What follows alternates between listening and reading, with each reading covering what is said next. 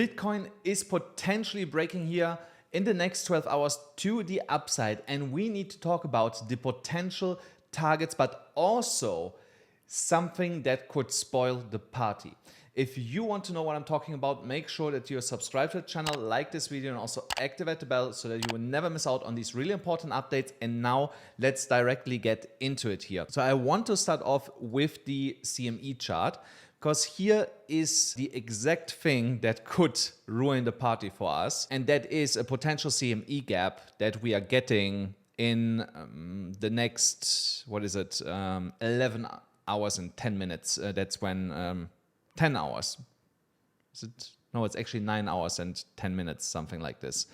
So in the next 10 hours, CME is going to open again. And the problem is that the spot price since Friday moved up here to like $69,500 on CME approximately. And this is a problem for us, because if we come by Monday, Tuesday back down to fill that gap, we are risking to potentially also go here all the way down to fill the underlying gap. Now you know, so you can be prepared for that. Do I believe that this is going to happen?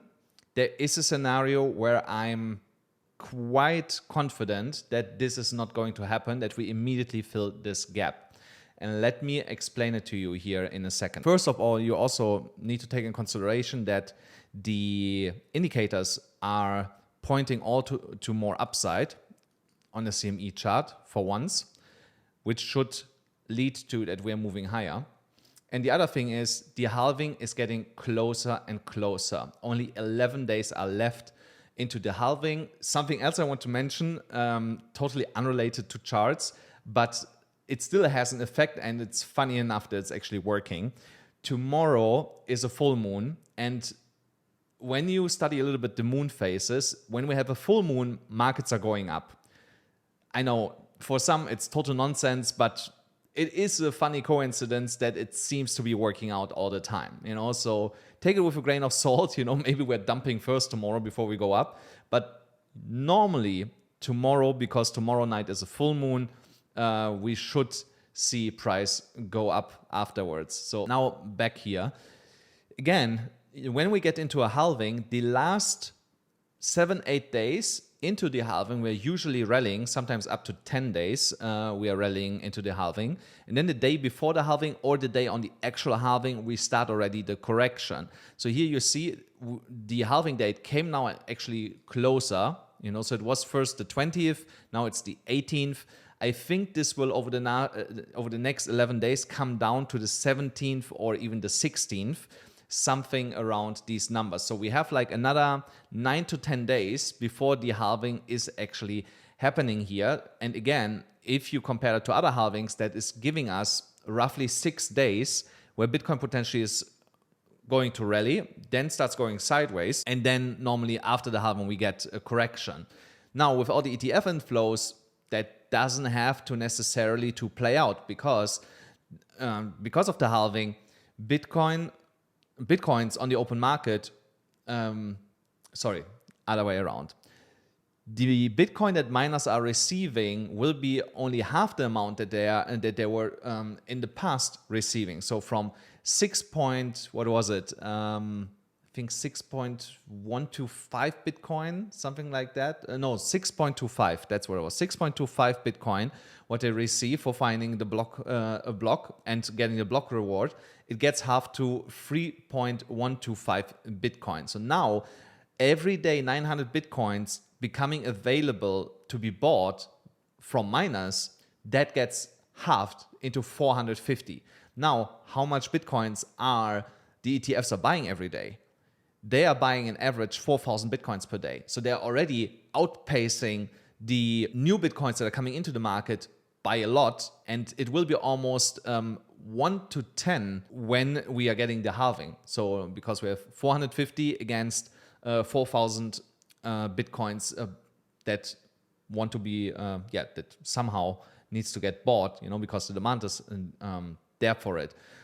So that will put immense buying pressure on Bitcoin, because from somewhere the coins have to come, you know, so that they want to buy. Exchanges running already out of their Bitcoins slowly. And there are not many places anymore where they can find more Bitcoin. So that means at some point they are dependent on the coins that are getting available by the miners, and at the same time they need to push the price up so that other people want to get rid of their coins because they're cashing out and saying, hey, that's it, you know, thank you really much, I'm done, I move on, I go into Ethereum, whatever, you know. So this can only happen if the price gets pushed to the upside. That's why this halving could be totally different from what we are used to see here.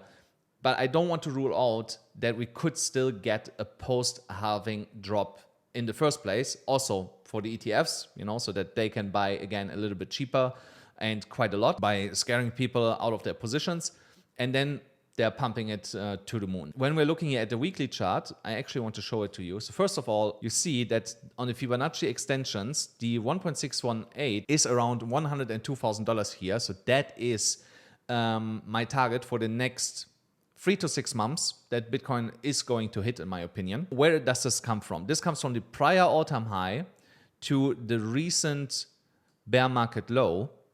And then you come up with that number as a target to the upside. Then in 2016, I remember, because I was on holidays when it happened, that was in July. What can you see here? So of course here it will take a little bit longer. So you see here in 2016, a rally from end of May until end of June. Then we got a pre-halving correction. And then we were at this, like $600 and went all the way up to like $700, more or less. And then we got a correction. So Bitcoin moved 30% to the upside and got then a correction just right after the halving. You see here in the last week, so you have to count here 11th to 18th. Here in the last week, Bitcoin was going up and then basically got the correction. You know, so the same thing happened here in 2020. We got a massive rally here to the upside, and here in the last week, we actually spiked even to the upside. And then at the actual halving date, you know, so we were going sideways and then we got a drop the week afterwards. So if this would be happening here again, then next week's candle should be a push to the upside that we are starting today, push to the upside to wherever it goes, you know, so it might actually go all the way up to like $82,000 because there's on the shorter time frames the Fibonacci level, all the way up there, and then straight a candle down, something like this to fill the CME gap, and from there we are going back up into the summer, something like this. Let's talk about the shorter time frames and why I believe Bitcoin might be breaking out here today. So here on the 30 minutes chart, we have a symmetrical triangle or a bold pennant, whatever you want to call it. And we tried already here to break out in the last 30 minutes, but failed to do so.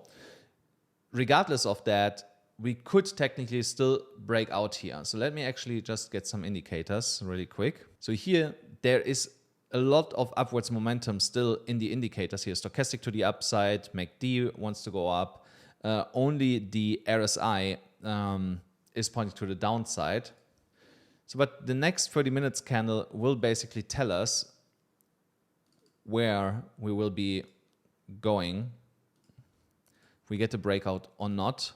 But I lean right now to a breakout for Bitcoin here to the upside. So let me remove all these indicators again. Now, if we would get this breakout, that will bring Bitcoin on a conservative level to like $70,870 approximately. So, and if we take a bullish scenario, then this will bring us all the way up to $71,580 approximately. Well, the same goes if we break to the downside. If we would, for some reason, break here down, then we go back into this prior resistance area, which should now act as support, back to $67,700. So right here, yeah, so new candle. Let's see how this is playing out over the next 30 minutes. That goes down right now is not really concerning me, you know, so unless we are completely doing something like this here, something like this, bam, to the downside. So then I would say it's invalidated, this pattern. But for the time being, it's okay, you know, so it's okay. Something else that I want to mention, guys, I actually gave that call way earlier in the Discord. So let me actually get it. When I actually spotted this.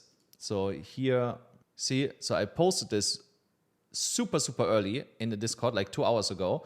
So if you want to get these calls before anyone else here on YouTube, go here under my video, go to a BYBIT. You still get $30,000 in deposit bonuses if you use here this specific link. And right now, only with a BYBIT account, you can get access to my Discord. The Discord link is also in the description and in the pinned comment.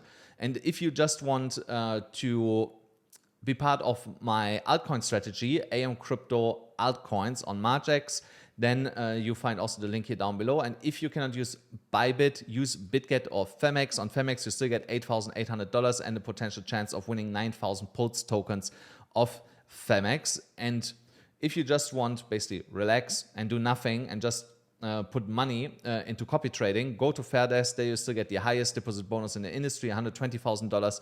Also only with these links here that you find below under this video in the description or in the pinned comment. And you are supporting the channel, which I, of course, highly appreciate. When we go here to the 4-hourly chart, first of all, you see that we were again right here on this channel. You know, so I told you this is what's going to happen here. And I still remain confident that we are following this trajectory, that not really anything changes here. So the only thing that I see here in the short term, what could happen is that we do something and then actually go up, you know. So this could happen short term, because here the stochastic is heavily overbought, the RSI is still bullish, but also here momentum is buying momentum is slowing down on the MACD. So I would not rule out that we see here some zigzag consolidation before we see here a further break to the upside, at least on the 4-hourly chart, which does not mean that we cannot get on the 30 minutes chart the breakout to like $70,000, you know. So in that case, we only need to make here this a little bit higher, look something like this, you know. So if we get in the next 30 minutes a break over the next hour on the 30 minutes chart to break to the upside. Here, really important to notice is that the EMA ribbon has now flipped back into an uptrend. I want that this stays that way. For this to continue, we need price action to consolidate a little bit more and then go higher, a little bit further away from the EMA ribbon. So in that way, the EMA ribbon can start to spread again and widen up. And then I want, when we hit kind of like this resistance here, that we get a retest of the EMA ribbon, which should be around that level at this point in time, you know. So but the EMA ribbon will be then here wide open, something like this, you know. So I think it's like 6-7 strings, so something like this, you know. So I want the EMA ribbon looking and resembles something like this when this is happening. Then here on the 1-hourly chart, oh, did this actually already? No, on the 4-hourly chart. On the 4-hourly chart, also interesting to observe is that the 50 moving average is about to bounce off the 200 if we get the bounce in 2 hours, which would signal continuation to the upside if we get a bounce here. But again, for this, we need a small push to the upside in Bitcoin that we're actually getting this. Otherwise, we create a death cross, which can again be a fake out, you know, so over the next 12 hours, where we still see something like this. And they're kind of like intertwined, you know, for a short period before the 50 goes up. So, but we need now price action to catch up to the upside to prevent to get a death cross with potentially a retest of the lower levels that we just visited a couple of days ago.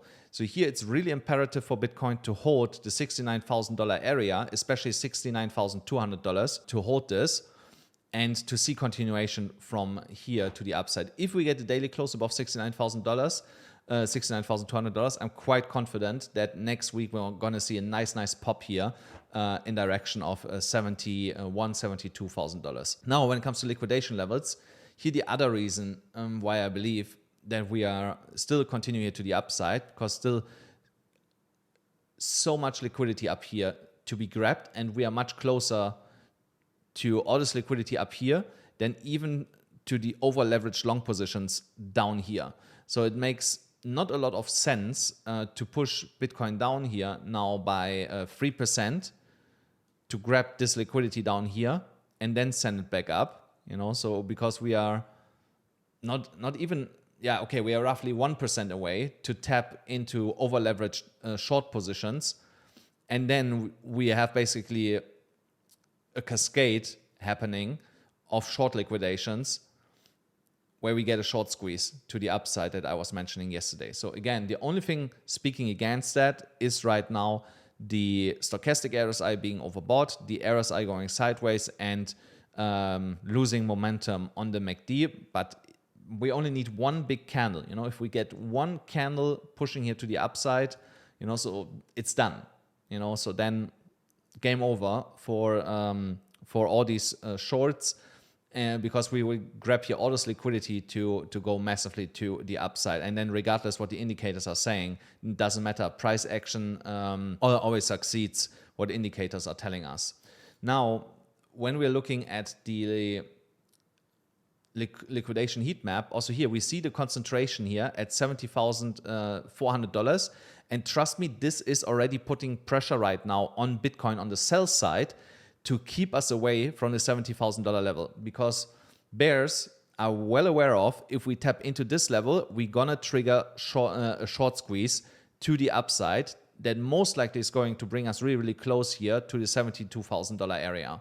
So also when I go to the monthly, here the same thing, so here, so if we trigger the $70,000 area, and push close to the $72,000 area and tap into $72,000, then also from here, a short squeeze will be triggered, most likely into $74,000. And of course, the bears trying to defend us right now, that this is basically not happening, but Bitcoin only needs to break above $70,000 and there will be enough pressure on these short positions that they either start to close their positions or that they start getting liquidated. And that is exactly what we want to see. So now, when we are looking here at the bits, they're kind of okay. It's a Sunday, so I was not expecting a lot from this. And the open interest is also kind of staying flat. That is interesting to me. Actually, let me refresh that. People start longing here again a little bit. Here's a little bit leverage coming in again, but it's nothing crazy yet, So it's nothing crazy yet, nothing what we have seen up here, so by the 1st of April, before we got this drop. So, but it looks like people are getting ready again to use here leverage with that spike here to the upside today. And that can again be one of the reasons. One of the reasons can be actually the Bitcoin halving.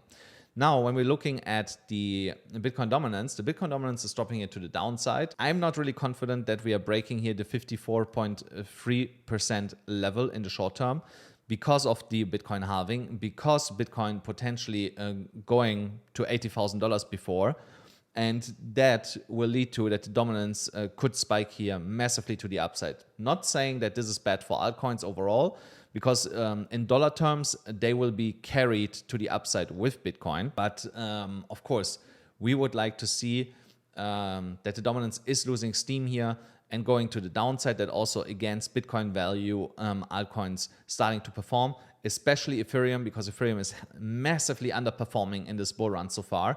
Normally when Bitcoin hit an all-time high, Ethereum did it just before or with Bitcoin together, so, and we did not get even close to the all-time high. We were 20% away from the highest point so far for Ethereum from the all-time high, so which is a little bit surprising. Other good news that I have here when it comes to altcoins is that we are about to close within that resistance area here, another weekly candle, and again, that should lead to a breakout next week into $3 trillion. So that means another $500 billion worth of liquidity should be added into the whole crypto market to bring us to $3 trillion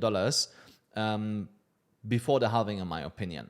So get ready. So we should see some nice pops here over the next couple days if we can close this candle as it is here right now on the total market cap. When we're looking then at Ethereum here on the 4-hourly chart is also doing more or less what I told you guys, that we are getting here a W pattern again, we were right here.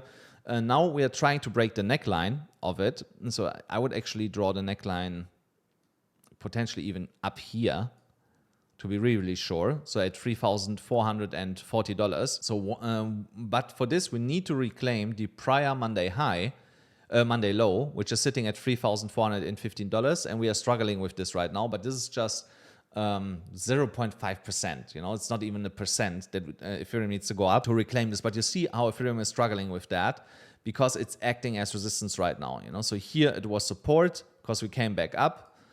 But then we broke this and it turned into resistance, you know, so here the confirmation that this is resistance.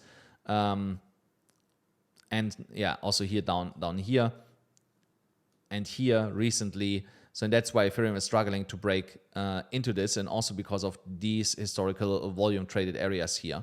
So, but once we are above this and we are above $3,440, Ethereum is going to fly to $3,560.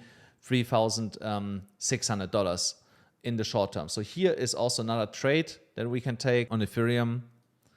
So I would position this something like this, more or less, actually this. So this is how I would trade this.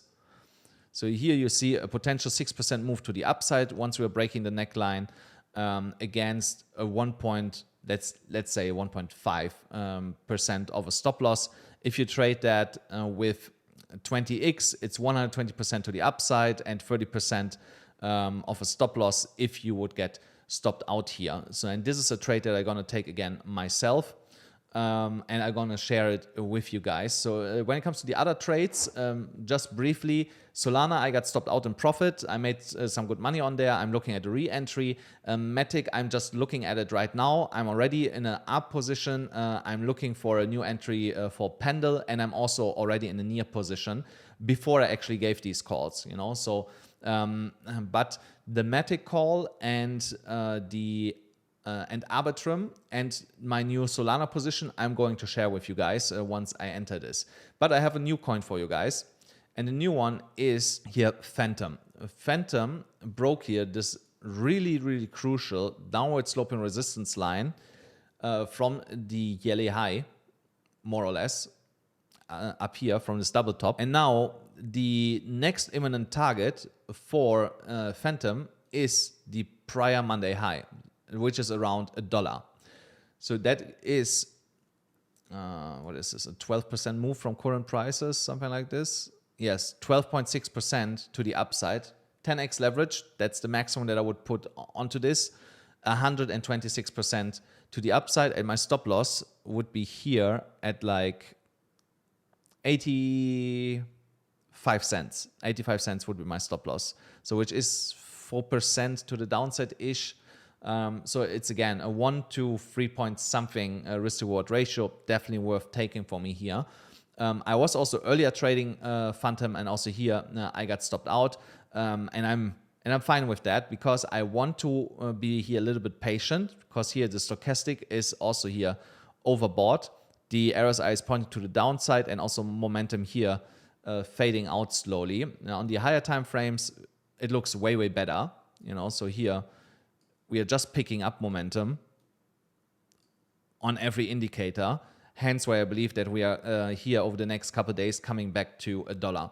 So, but on the shorter time frame, we could get a better entry, you know, so around that 86 cents area, and that is what I'm waiting for right now, you know. So this can still take another 10, 14 hours before this is crystallizing. But if we get the 86 cent area or close to it, that is where I'm going to open a new position and trade this then into the Monday high. Otherwise, wait for a break above 90 cents with at least 30 minutes candle close, and then you can trade this into the Monday high, which will still give you roughly 12%, you know. Guys, that's it already for today's episode. I hope you enjoyed it. Make sure that you smash the like button, hit the subscribe button, hit the notification bell, and I'll see you then again tomorrow.